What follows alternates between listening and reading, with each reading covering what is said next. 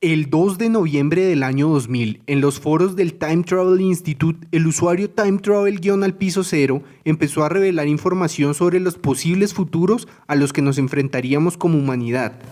Aunque muchas cosas no sucedieron, con su paso se creó una estela de duda frente a la información que conocemos.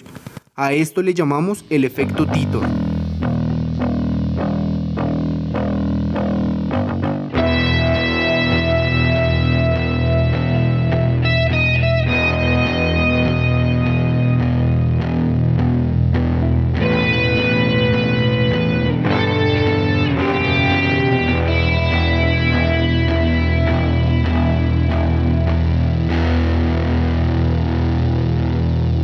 Muy buenos días, tardes, noches, la hora que nos escuchen o el tiempo en que nos escuchen. Estamos en otro episodio del Efecto Titor y otra vez volvimos a las andadas. Como es costumbre, está Camilo.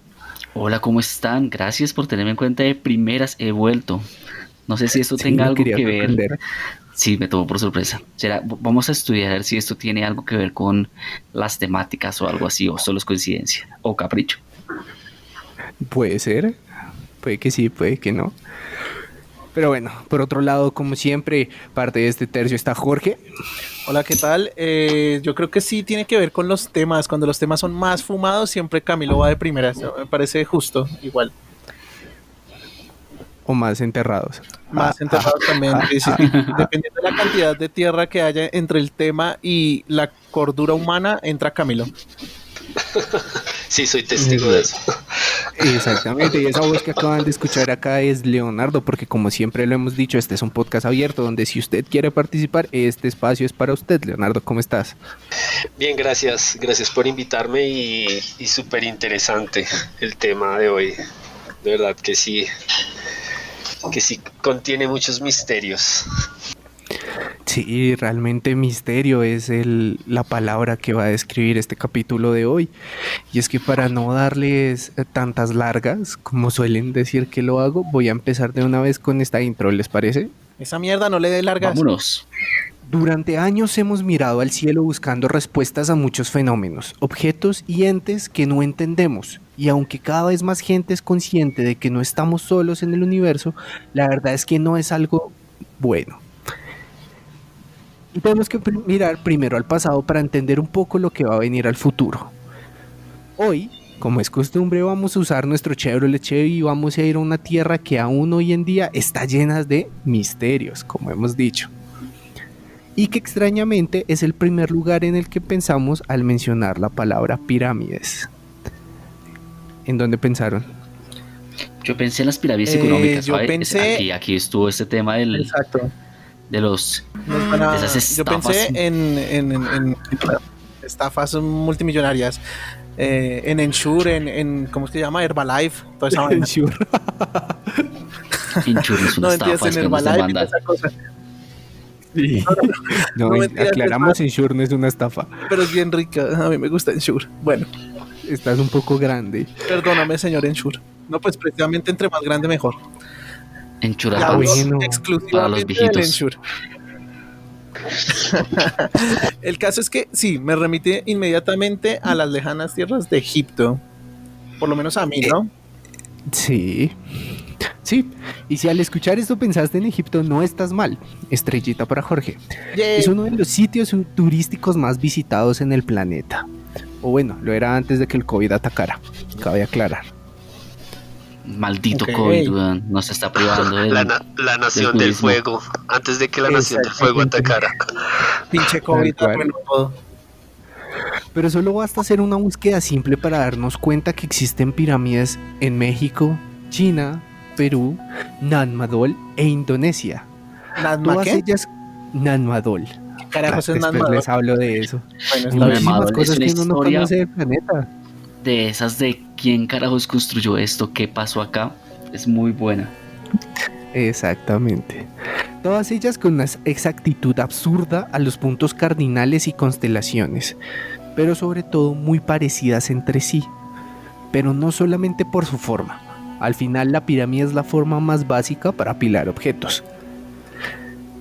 Se tiene una base amplia y se va agrupando hacia arriba. Eso no hay mucho pierde. Incluso si dejas cubos en una arenera, un niño hará una pirámide. pero no. Tienen más en común porque en todas ellas hay evidencias que nos apuntan a un lugar que ha sido mito por años. El lugar de los 7 sabios, la cuna de la civilización, o más conocida como la Atlántida. Chin, chin, chin. Sí, ese es una de las teorías, ¿no?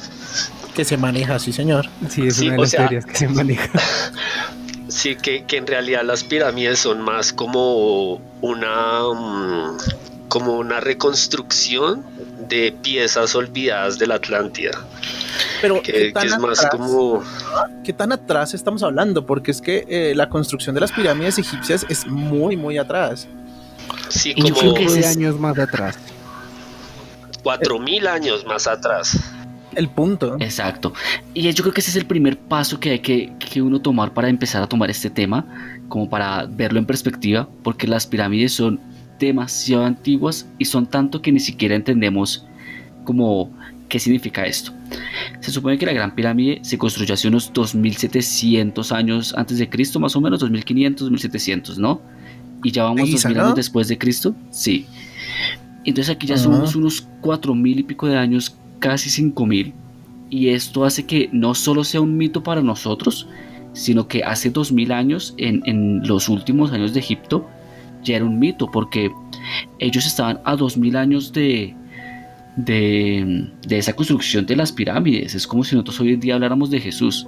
Todo lo que sabemos de Jesús es pues lo que dice un libro, lo que dicen que se le contó a alguien porque se volvió una leyenda, pero realmente no sabemos algo tan certero. Y yo creo que ese es el primer problema que nos plantean las pirámides, es que inclusive los griegos, que fueron los que de pronto más idea nos dan de lo que eran, y los egipcios de la época final de este imperio tampoco tenían tanta idea de que eran como las pirámides como tal, como que es todo esto. O sea, para tomar en cuenta, estamos mucho más cercanos nosotros a la conquista de América que ellos a la construcción de las primeras pirámides. Entonces, como para que sepamos que era mucho tiempo y que el hecho de la pérdida de información, que era más grande antes que ahora, hace que esto se llene de muchos más mitos de los que tal vez tendría.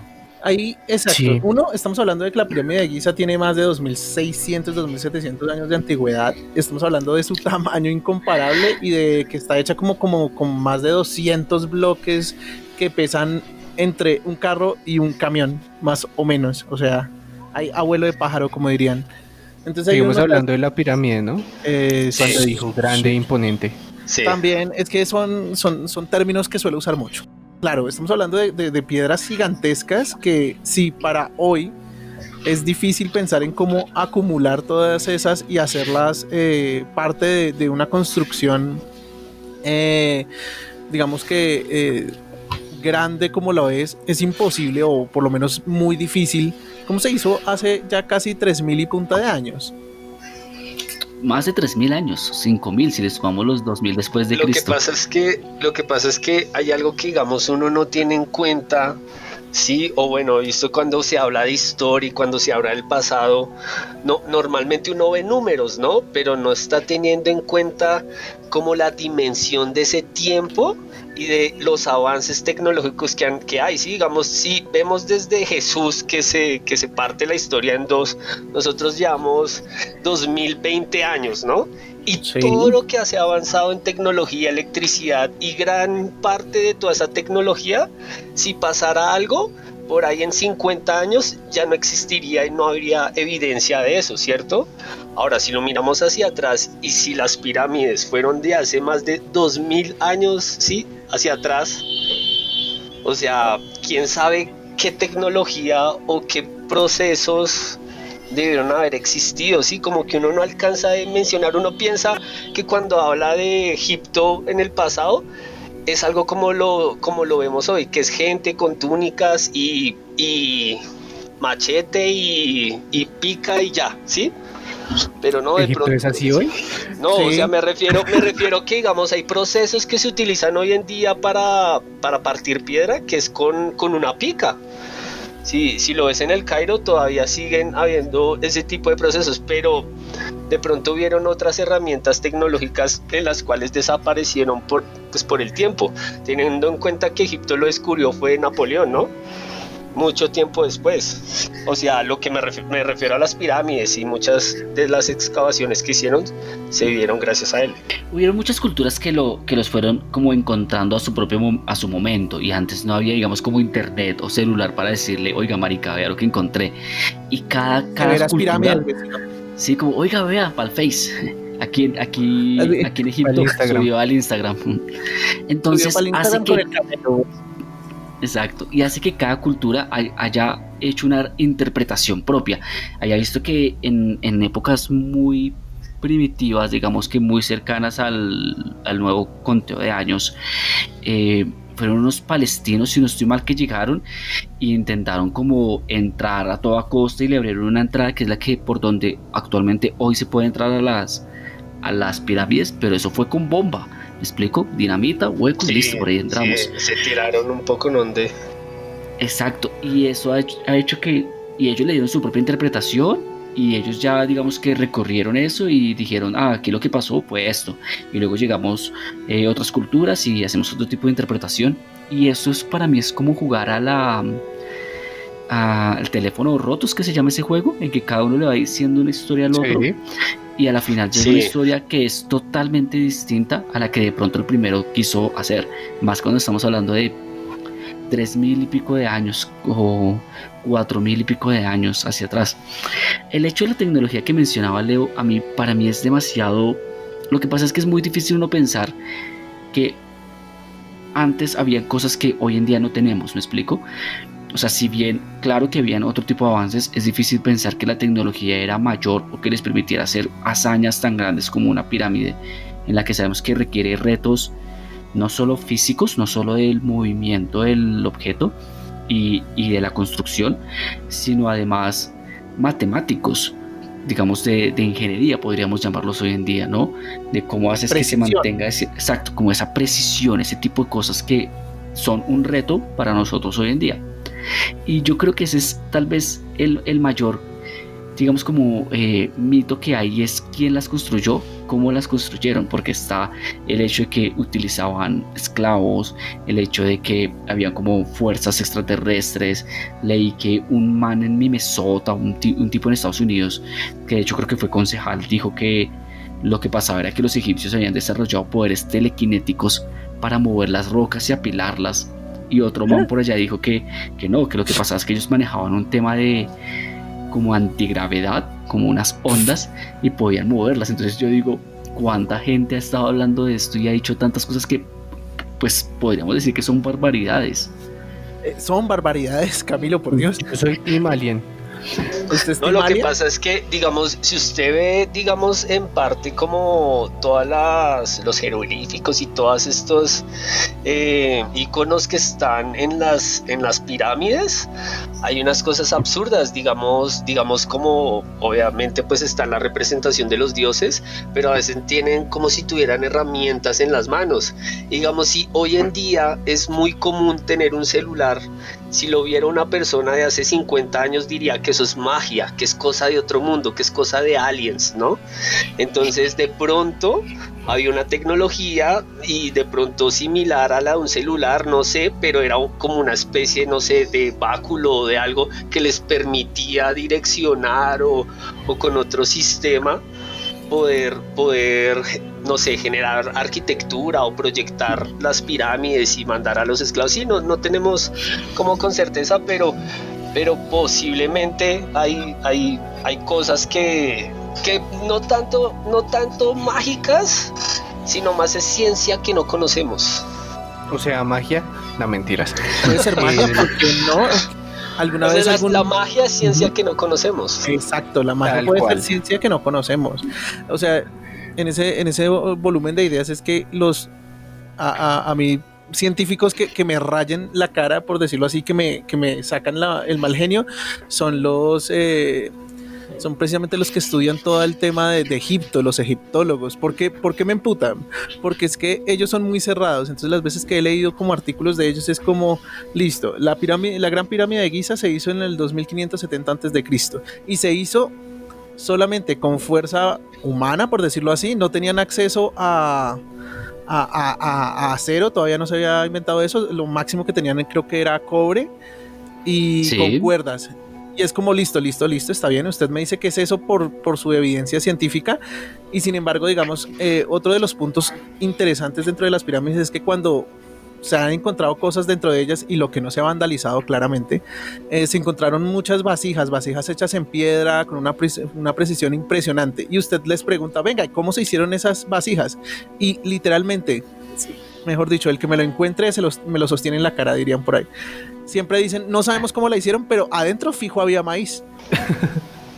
O sea, o adentro, es como, ¿sabe? No nos interesa esa parte, pero otras cosas sí, y es como, venga, y no nos interesa de verdad saber cómo lo hicieron, cómo es que hace casi 5.000 años hicieron construcciones gigantescas que pueden soportar terremotos. No nos interesa. O sea, eso a mí me preocupa de parte de los egiptólogos, o sea, que estamos investigando. Yo no sé si sea falta de interés o si sea de pronto un tema de falta de evidencias científicas, sí, para hacer el método científico de descubrir qué era lo que pasaba. Y es que ese es el primer gran dilema que tenemos. El otro es que no se nos permite investigar mucho las pirámides, ¿no?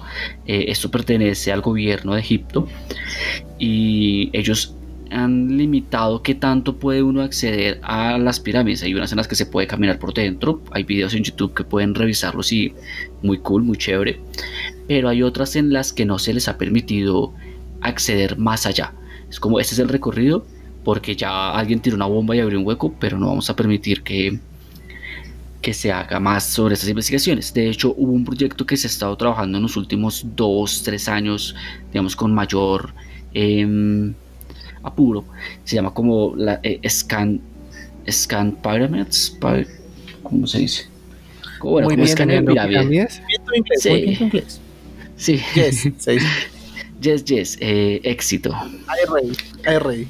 Entonces, este proyecto lo que buscaba hacer era por medio de la detección de unas partículas que están en el aire y generando como unas ondas para que esas partículas les envíen información.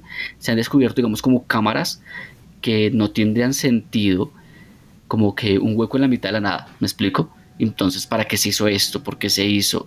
Hay muchas preguntas ahí que no tienen como una respuesta real, y hay muchas cosas que, digamos, yo estuve investigando sobre qué son las pirámides y todo lo que nos han dicho es que son tumbas, ¿verdad?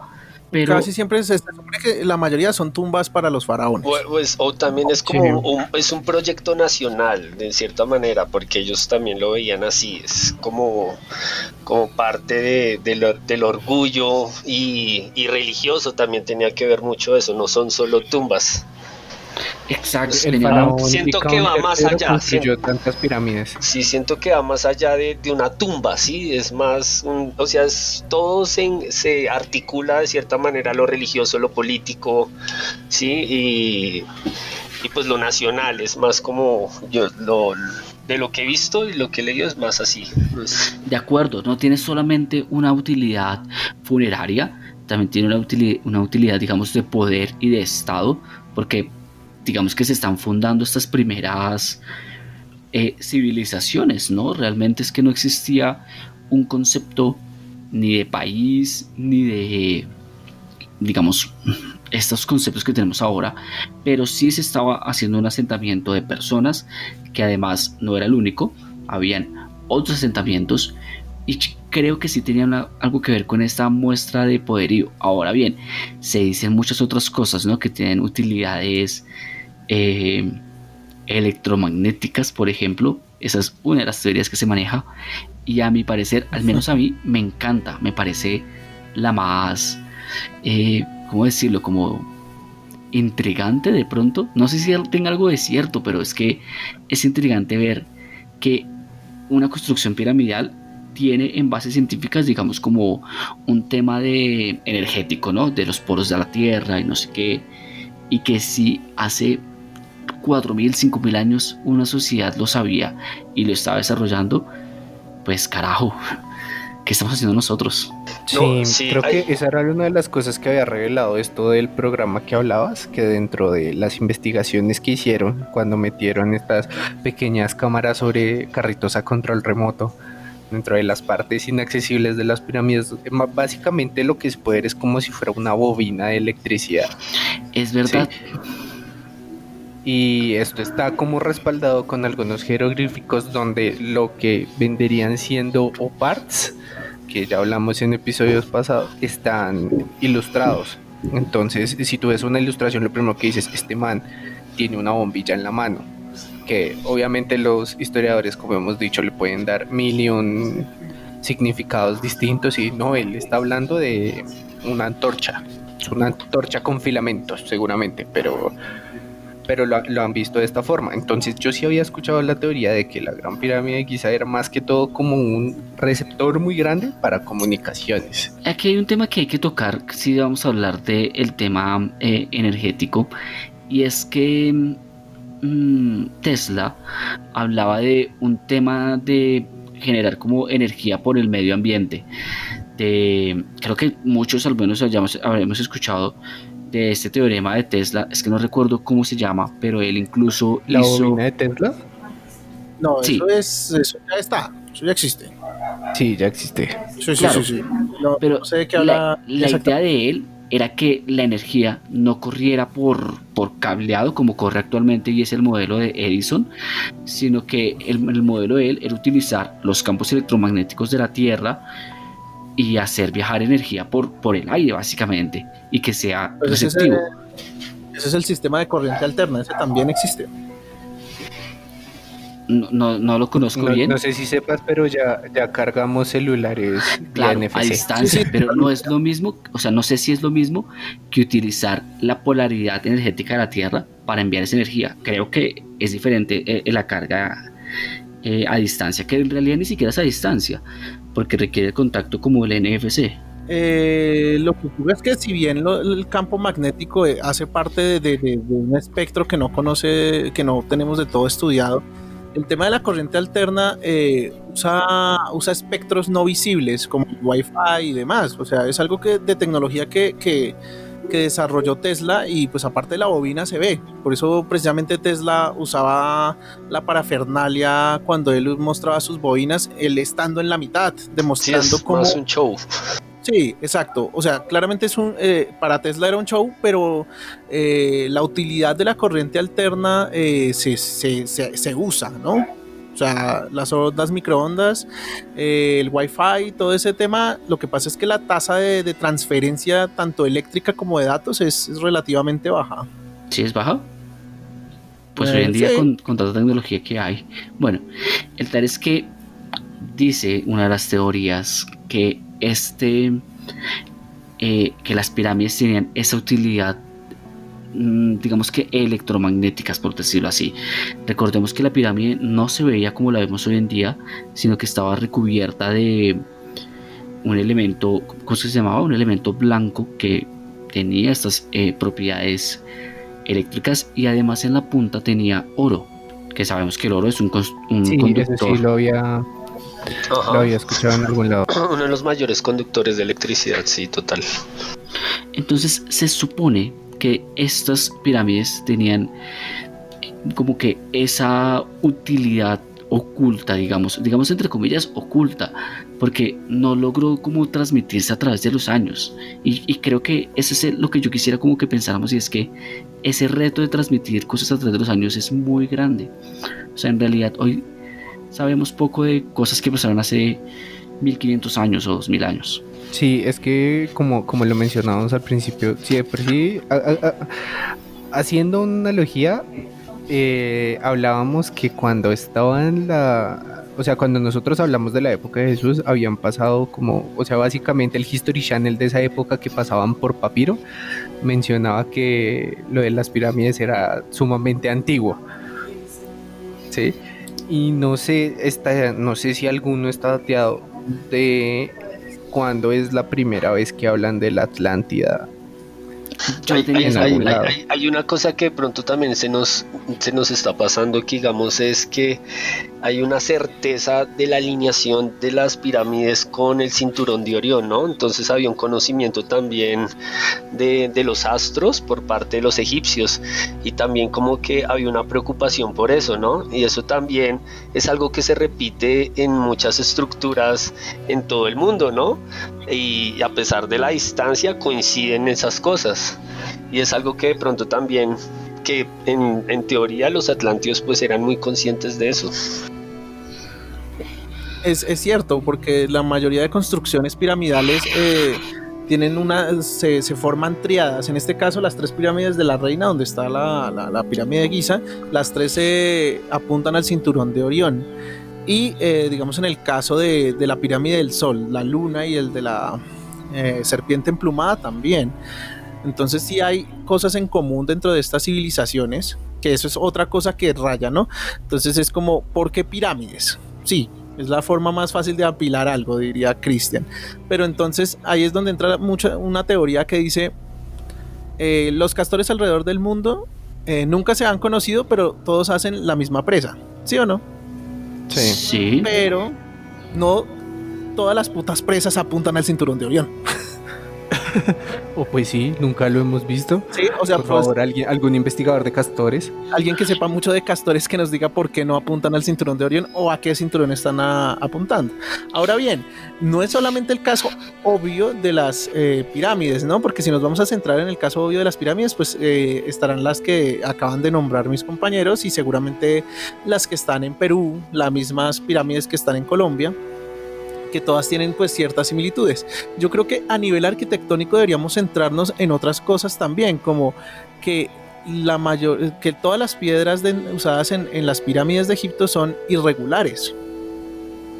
Eso es llamativo, más que todo porque según he visto, digamos, en los pasillos de las pirámides se usan formas irregulares, pero que tienen espejos a su otro lado de la pared. Entonces eso quiere decir que si hay una piedra en forma de L en el costado sur, en el costado norte hay otra exactamente igual. Si bien son irregulares, no quiere decir que no tengan pares y que no tengan sentidos. Y eso era lo que yo les decía. Ese tipo de arquitectura hace que esas estructuras aguanten el paso del tiempo. Lo que les digo, literalmente han sufrido un montón de terremotos y nunca les ha pasado nada. Y eso no solamente pasa en ese tipo de construcciones piramidales.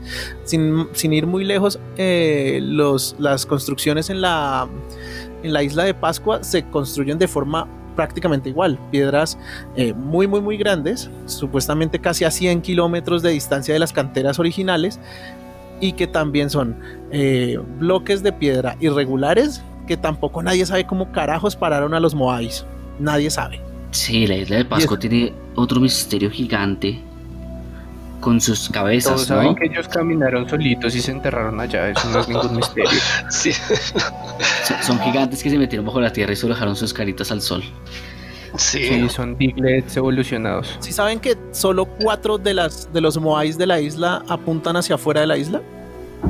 ¿Solo 4? El resto solo miran hacia adentro de la isla. Y esos 4 miran hacia el oeste. Y los 4 son cuáles los que están.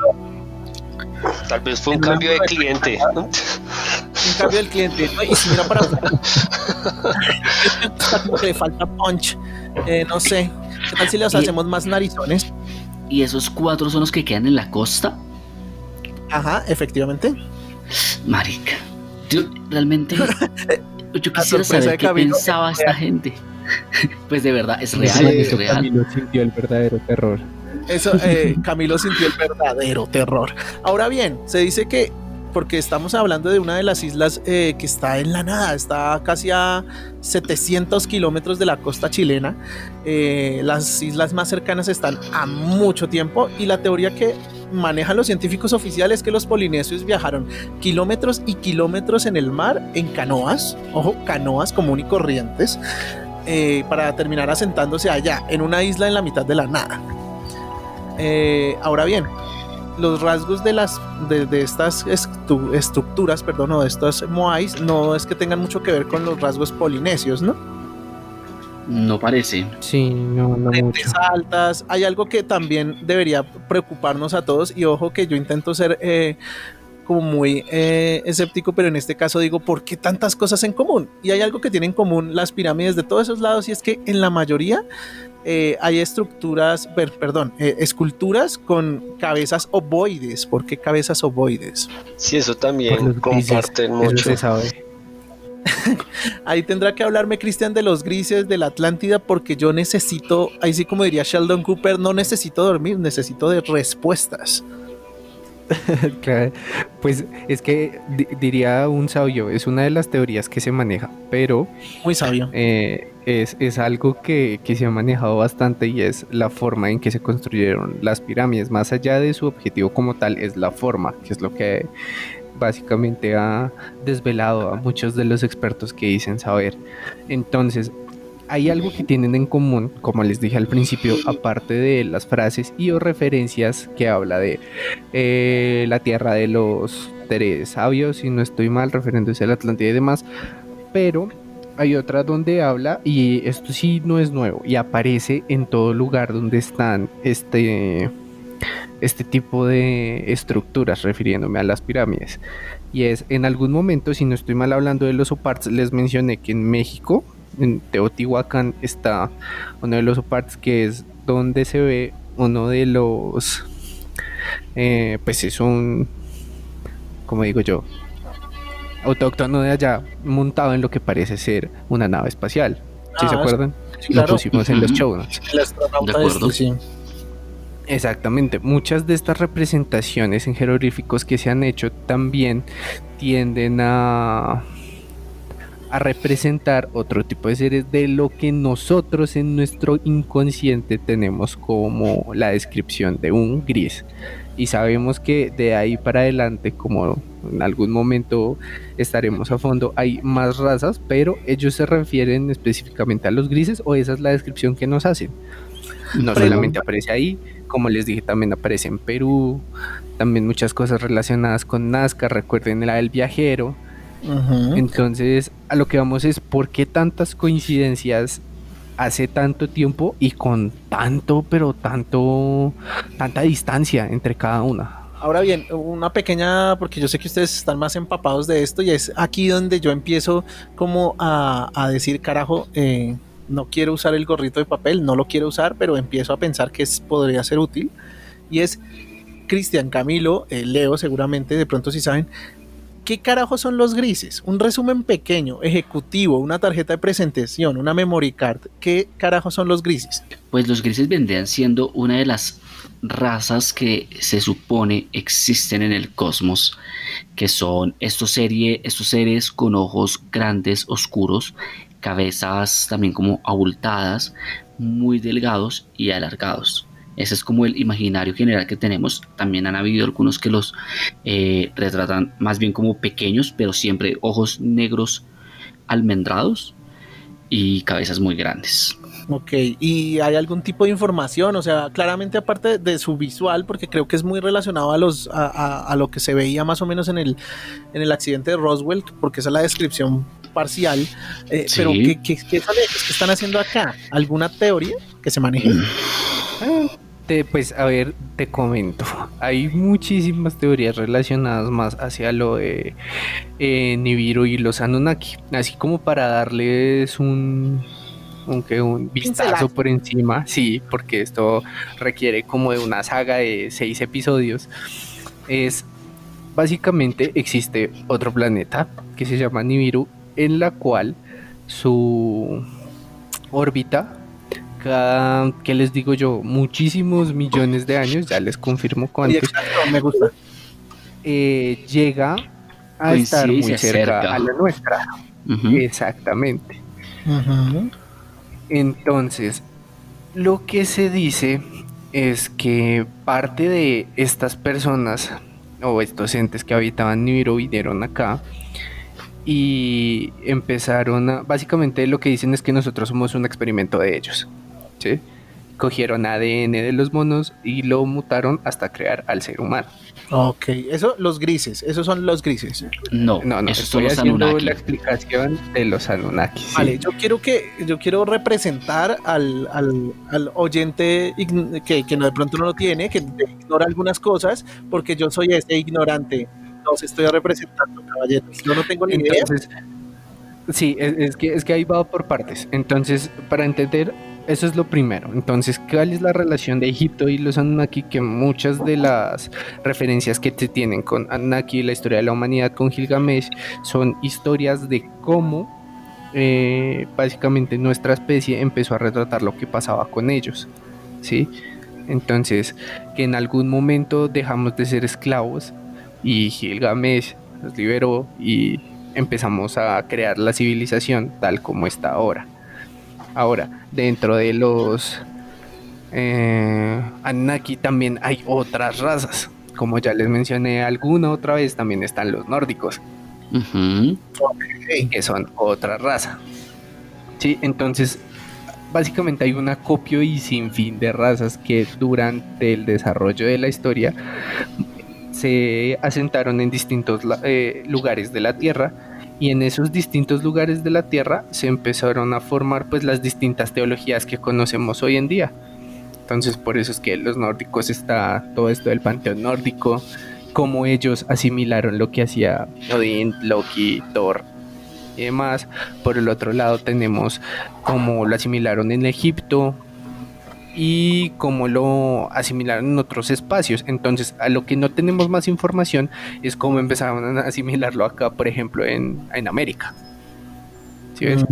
Okay. Entonces, pero fíjate que incluso en América hay ciertas como guías que nos dan indicios y que de hecho tienen cierta similitud con los egipcios, y está en cuanto a las pinturas rupestres o más bien el tallado que hay en las rocas, que son el dios que vino del cielo, todos siempre bajaron como desde el cielo a darnos información. Están los dioses como antropomórficos, como el hombre pájaro, Ra, y que también existe dentro de la cultura mexicana. No es el mismo, pero exacto, tiene estas mismas connotaciones semejantes, ¿sabes? Y hay una cosa emplumada. La serpiente emplumada está en casi todas las culturas como un tipo de dragón. Y hay otra cosa que es una estupidez, pero que a mí me retumba mucho la cabeza, y tiene que ver con algo que mencionaba Leo hace un tiempo, y es el hecho de las herramientas que a veces son retratadas dentro de los jeroglíficos y demás. Dentro de los jeroglíficos hay, como bien han dicho, un tipo de bombillas, hay taladros que de hecho describen cómo se hacían estos taladros, y que también raya con cómo se supone que los hacían si solo tenían cobre. Pero hay una cosa pequeñita que está en muchas culturas en todo el mundo, y es un bolso. Los dioses tienen en su mano una figura como un cuadrado con una ¿cómo se podría decir? Como para agarrarlo, una correa, un mango para amarlo. Como un tipo de mango de la parte de arriba. Lo que nosotros conocemos como un bolso está en muchísimas culturas en el mundo, y solo la sostienen los dioses, y luego la sostienen los faraones o los dirigentes de cada cultura. ¿Qué significa? Nadie sabe. Pero está ahí siempre. Pero sí se puede hacer una interpretación de eso. El que tiene la tecnología tiene el poder. O sea, es algo que siempre... O sea, creo que eso sería muy claro, ¿no? Claro, pero estamos hablando de un bolso para nosotros. O sea, nosotros no sabemos qué hay ahí o qué significa ese objeto. Pero es un objeto que se representa desde Mesopotamia, México, Egipto. ¿Cómo? Creo que es Gucci. Está Divi el nombre. Creo que es Gucci o algo así. Gucci, o sea, tienen que andar con estilo, mi amor. Exacto. Y es... O sea, no sé si es la tecnología o lo fabuloso lo que hace al dios, pero es algo que al menos está en todas las culturas. Y a mí, que es algo tan tonto, pero que a la vez eso tan tonto, ¿por qué lo representarían tantos? O sea, yo entiendo que de pronto todos queramos pensar en los seres celestes, porque era una incógnita para nosotros, porque hay un sol, porque hay una luna. Tratar de imitar las estrellas está bien. Pensar en seres como animales que digamos que eran nuestros primeros como oponentes de pronto, como esta primera lucha que teníamos, y que a la vez era admiración. Bueno, podemos interpretar de alguna manera, pero porque todos dibujarían un bolso en sus seres diosiles, en sus dioses que vienen a diosiles, porque cuando llegan acá no traen un bolso en sus manos. Para mí esa estupidez es tal vez la cosa que más me hace pensar. Es el conector, ¿sí? Sabes, como que el común denominador. La historia que rompe la historia. ¿Por qué? Claro, porque en todo lado... es que la moda no tiene fronteras. Sí, además, digamos, esos bolsitos que usted menciona en las comunidades mesoamericanas y latinoamericanas, se popularizó mucho. Precisamente ahí es donde se carga la coca en las tribus bolivianas y colombianas. Y eso es precisamente porque se decía que muchas de esas deidades lo cargaban, y ahí cargaban esas bebidas sagradas, el yagé, la coca y otras vainas. ¿Será que era simplemente un artilugio de utilidad, de cargar cosas, y los dioses simplemente lo tenían porque, claro, tenían que cargar sus cositas? ¿Eso? ¿O era eso? ¿O una mariconera, como le dicen por acá? En España también le dicen mariconera. Sí, es posible. Grande la mariconera. Porque un dios que se respete usa mariconera. Sí. Caray. ¿Ustedes se vieron esta película de los dioses de Egipto? La última, sí, hace un par de años. Sí, ya lleva como unos 4 o 5 años. Que se transforman y tienen armaduras. Sí, es malísima, brutal. Pero sí me la vi. No la vi. Es malísima la historia, pero muy interesante cómo hacían que funcionara todo, ¿no? Dentro de, o sea, como que retoman toda la arquitectura y la hacían como se vería si fuera funcional, sí, porque nosotros no alcanzamos a ver sino puros escombros y cosas así. ¿Cómo sería cuando estaba en su furor? ¿No? Que nosotros vemos siempre como el desierto, ¿no? Pero como lo plantea la película, o sea, eran jardines, zonas verdes, había mucha vegetación, zonas de comercio, zonas donde socializaban, y obviamente pues los dioses y esos eran sus templos y prácticamente eran como estadios, ¿sí?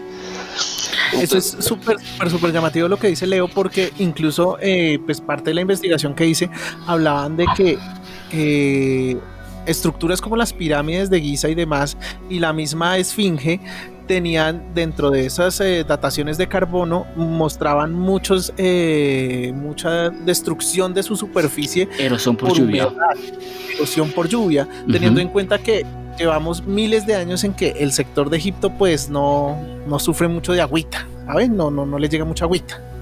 Sí.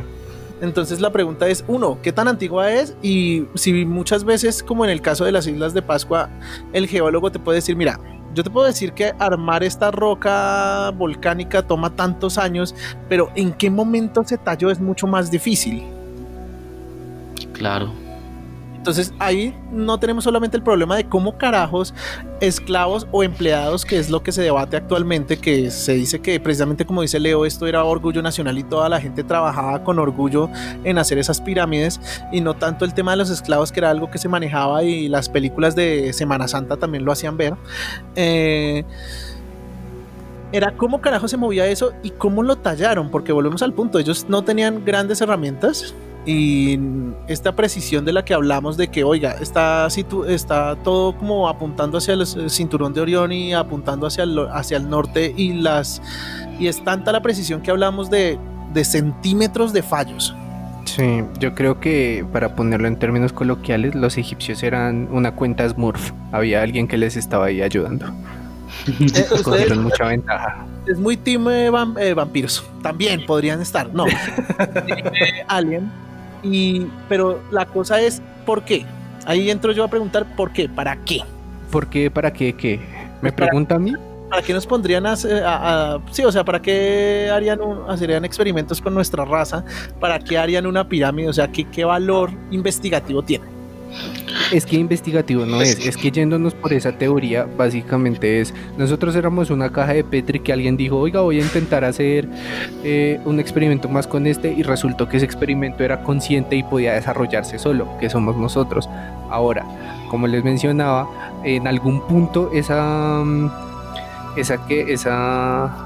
ahí se me olvidó cómo es la ruta del espacio de los planetas, ¿cómo es que se llama? Ruta del espacio y los planetas. La órbita, sí, esa órbita iba a estar cerca acá, pero en algún momento iba a estar muy alejada y necesitaban tener una forma de conexión. Por eso es que hablan de las pirámides como un receptor. Sí, aparte que se habla que no solamente hay pirámides en este planeta, sino que hay como fotografías que indican que podría haber. Exactamente, en otros planetas. Básicamente somos una antena 5G. Recordemos que en un capítulo anterior... Sí. No, pues, ¿qué te dijera? Recordemos que en un capítulo anterior hablábamos de que una persona había hecho una regresión, o más bien una proyección astral, que aparte viajó en el tiempo, y según él, viajó a unas pirámides en Marte, que supuestamente tenían una cualidad de protegerlos de tormentas, de intemperies, y como era especialmente para como que aislar las tormentas electromagnéticas que estaba sufriendo ese planeta.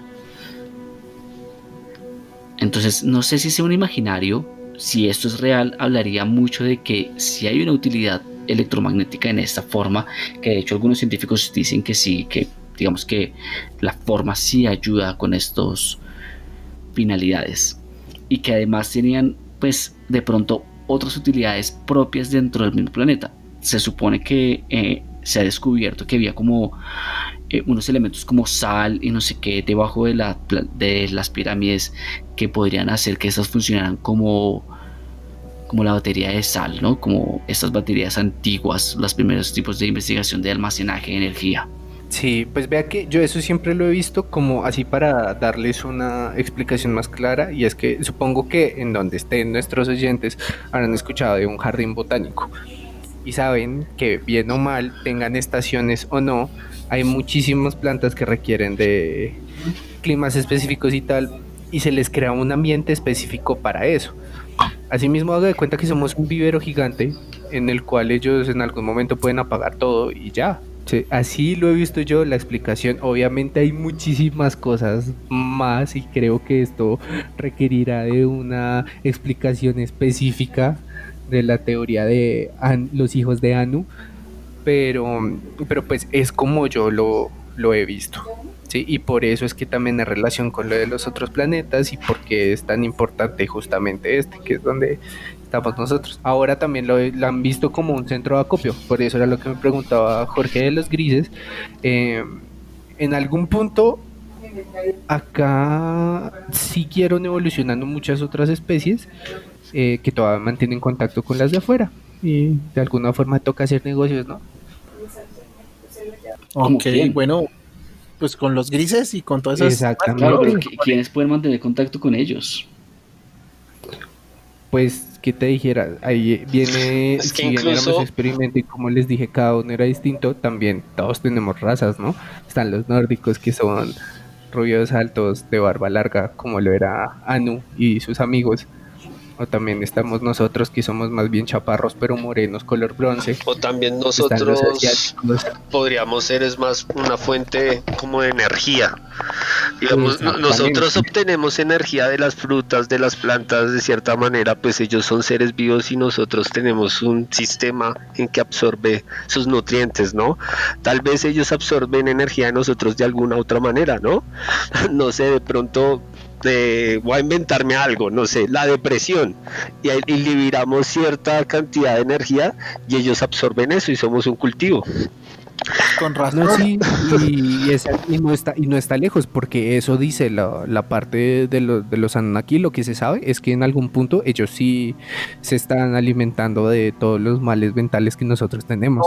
No, ¿en serio, marica? ¿Se están alimentando de mi depresión? O sea, parce, soy exactamente una Everready, soy una Energizer.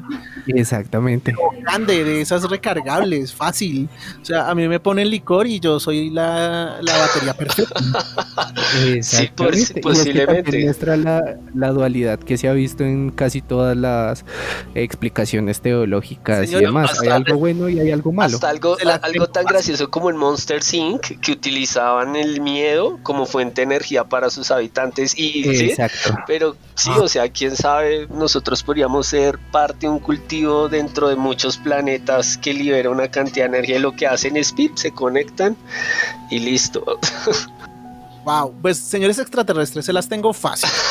Consigan mucho whisky, mucho vodka, mucha ginebra. Pongan toda la discografía de Gali Galiano y créanme que van a tener toda la energía que necesiten. Gente buscando a Gali Galiano en Google en este momento. Y así en alguna parte de Marte es como nos estamos sobrecargando. Sí. Pues sí, básicamente es así. Más o menos lo que decía la gente de la cienciología, que hablaba que había algo metido. No, es como una variante, pero ellos lo ven más como que está en nosotros, no más, o sea, como les había hablado en un principio, también está la opción de, que también la mencionamos en el capítulo pasado, puede que haya muchísimas cosas que nosotros podemos hacer y no practicamos, como lo de la telequinesis y todo este tipo de cosas. Parte de eso es poder enviar lo que sea que genere nuestra depresión, que sería como enviar una señal. ¿Sí me hago entender? Porque, pues digamos, no es como que tienes un bicho adentro, no. Voy a intentar no validarlo tanto, pero la idea de que las personas estamos sufriendo de ese tipo de depresiones y males mentales cada vez más, precisamente por el estrés del trabajo y otras cosas y por la globalización, pues empieza a encajar un poquito, ¿no? Qué loco. Yo no sé qué pensar al respecto, me parece que nos fuimos muy al carajo. Sin embargo, uno podría decir, pues ¿por qué no? Es decir, creo que nuestra incapacidad de entender muchas cosas nos limita mucho, y de verdad es que no entendemos mucho y tratamos de simplificarlo. Y puede que sí haya algún tema de batería y energía, o sea, de verdad que me parece lo más fumado de la vida, pero no quiero como sesgarme. Lo más lógico a la vez. No quiero sesgarme. Sí, o sea. No sé si tenga algún sentido, pero es que nosotros descubrimos como ciertas fuentes de energía a través de la naturaleza, pero fueron porque nos las dieron en las narices, ¿sí? O sea, sí pueden existir muchas fuentes de energía que ni siquiera, no, o sea, no nos cabe en la imaginación, ¿sí me hago entender? Entonces, sí, conectar 2 naranjas a una pila. 2 naranjas a una pila, a una papa, también conectar un emo a una batería, si es que el tema de la tristeza funciona. O sea, solo piensen qué tal si la electricidad no, digamos, no fuera como la concebimos hoy en día, sino fuera algo más líquido, ¿sí? Tal vez cómo sería la arquitectura, la tecnología, pues todos los dispositivos, eso también reflejaría mucho como en todas estas construcciones, ¿no? Sí, lleno de colores como las PC gamers. Como, sí, exacto. Posiblemente.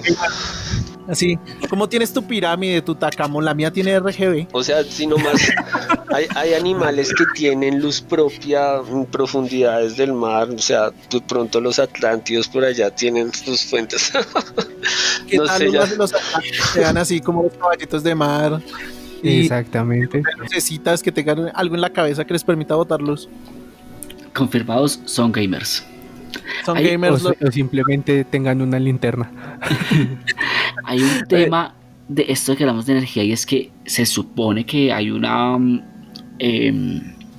pila muy antigua, y es la pila de Mesopotamia o la batería de Bagdad, que es una jarra. Exactamente. Que es otro par.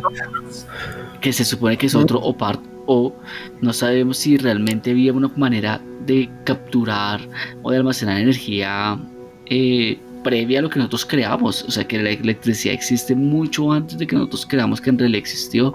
Y este tema de las bombillas de Egipto, que luego hay escritos en griegos que dicen que en Roma, en templos muy antiguos, ya se encontraban como un tipo de antorcha de luz que no se apagaba ni con el agua ni con el viento.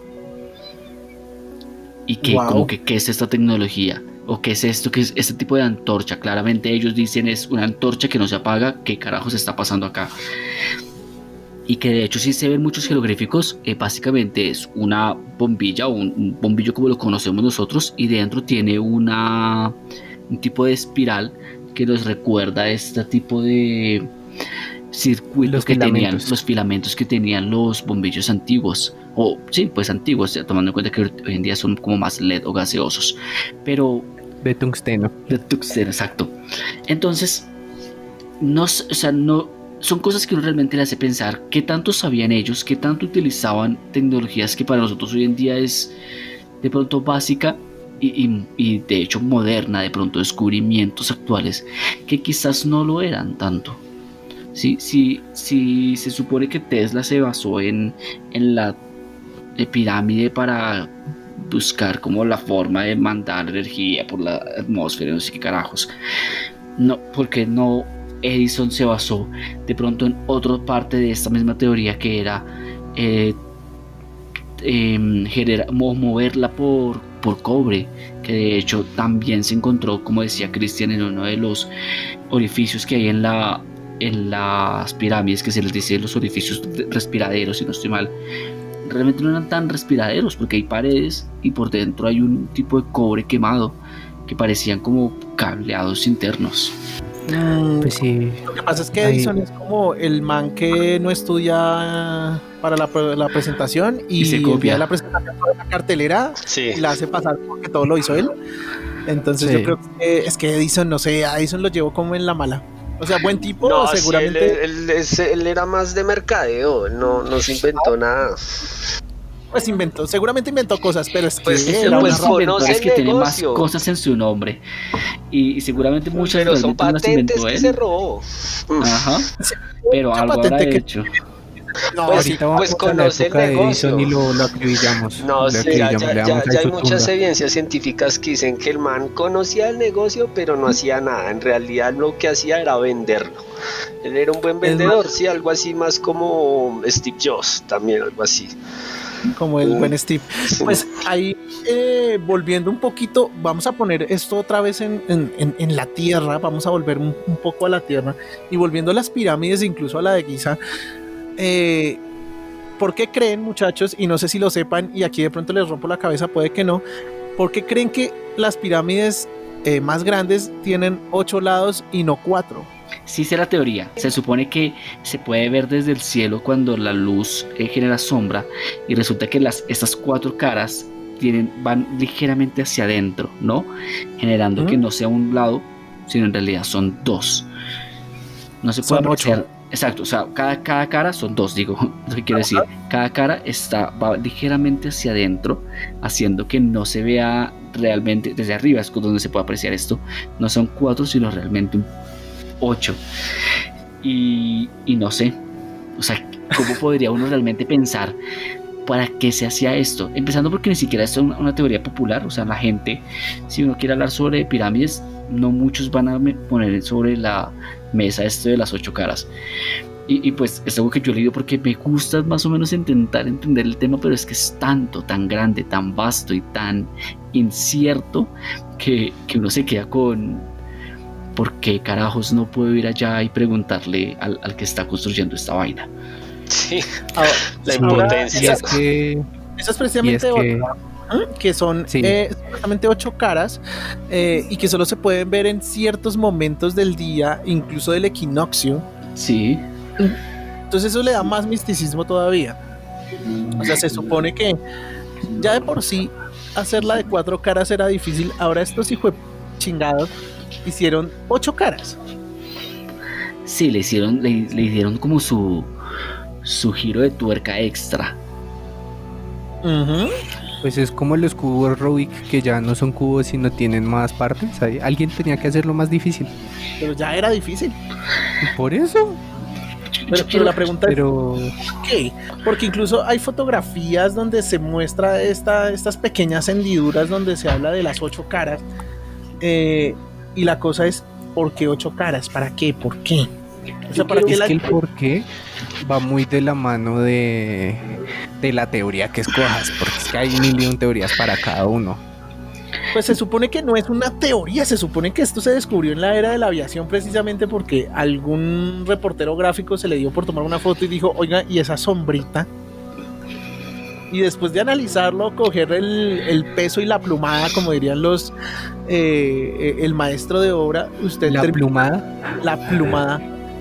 La plumada, usted se da cuenta de que sí, que tiene ocho caras, pero ¿cuál es el valor de esto? O sea, que... señor Imhotep, el primer arquitecto de todo Egipto, ¿para qué? O sea, ¿qué estamos haciendo con eso? ¿Para qué sirve esas 8 caras? Pues es que está bien complejo y por eso fue que nos tocó dividir esto por pirámides. Cosas inexplicables, ¿sí? Que pueden ser cambios de cliente. Exactamente. O un hechicero lo hizo. Son cosas que se mantendrán ahí en el anonimato, pero por eso decidimos hacer esta serie de las pirámides por partes y hoy empezamos con Egipto, muchachos. Hay otro tema ahí, y es que, digamos, estas pirámides que se ven así por esas caras, por fuera iban recubiertas de... ¿Qué era? Piedra caliza, creo que es. Sí, piedra blanca, que de hecho tiene también propiedades electromagnéticas que reflejan el sol y no sé qué. De pronto no se veía desde afuera. Y más allá de todo eso, esto de responderle el por qué, que ya hemos hablado de que fue hace como tanto tiempo y que no se sabe mucha información, que de pronto han descubierto de que, porque una de las fuentes que tenemos son los escritos de un tipo llamado Heródoto. Heródoto,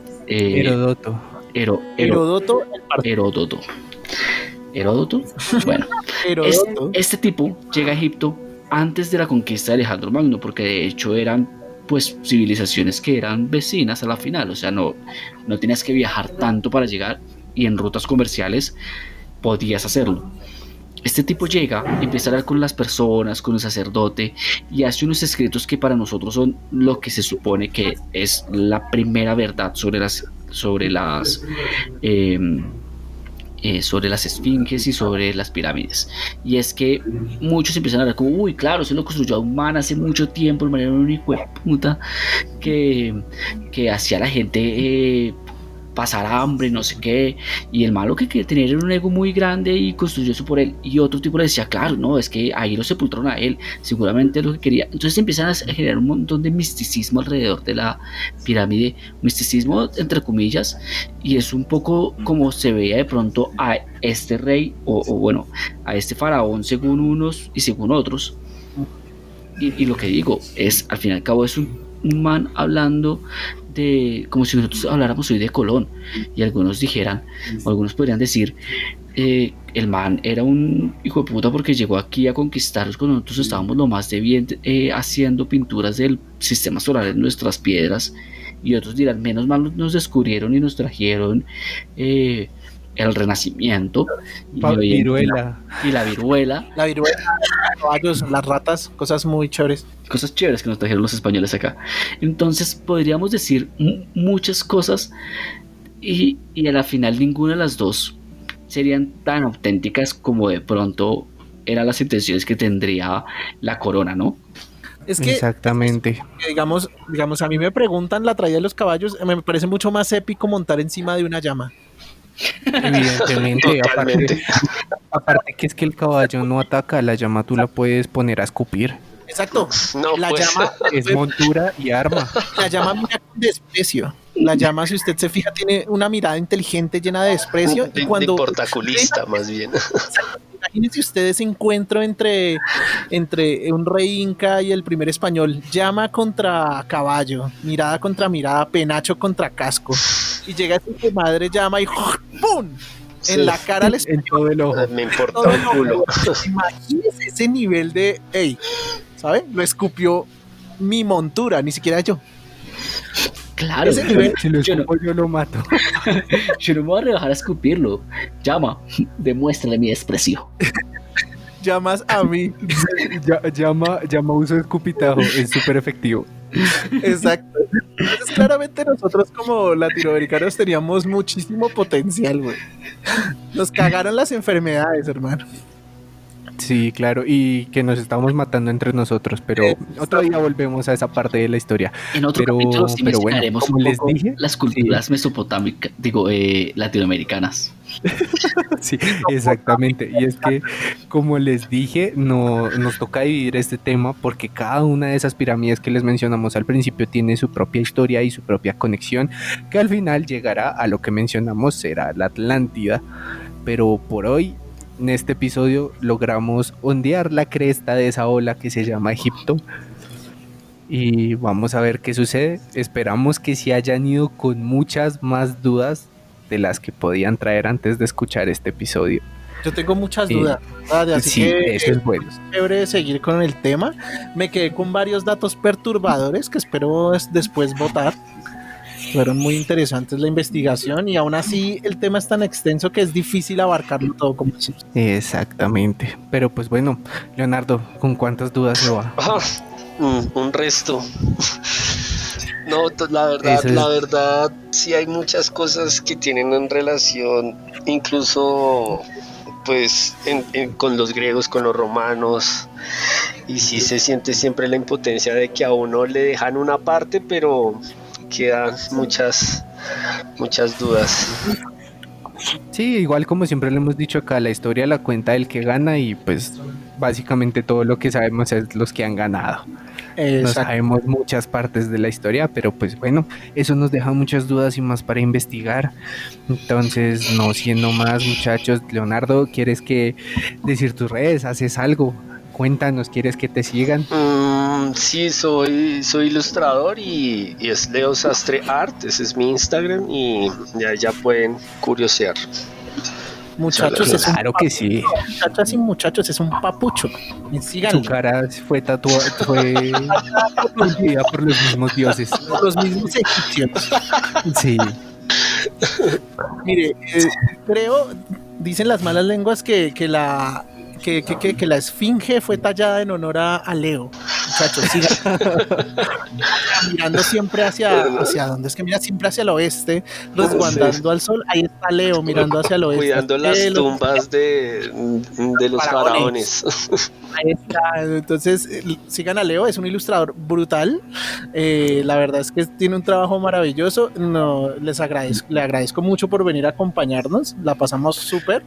Lo que pasa es que el tema era gigantesco. Les voy a hacer algo para cerrar, y es que hablamos básicamente como de 2 o 3 pirámides en Egipto, y en Egipto hay más de 140. Sí. Entonces, para que se den cuenta que esto va a ser como capítulos de Friends, vamos a tener que hacer más. Claramente. Y pues bueno, ya que van a ir a Instagram a seguir a Leonardo, no se les olvide que a nosotros nos pueden seguir como efecto_al_piso Titor en Instagram, y en Facebook estamos como el Efecto Titor, con todos los show notes, imágenes que Camilo va a subir con mucho gusto para que ustedes se informen y tengan una imagen de qué es todo lo que hablamos acá.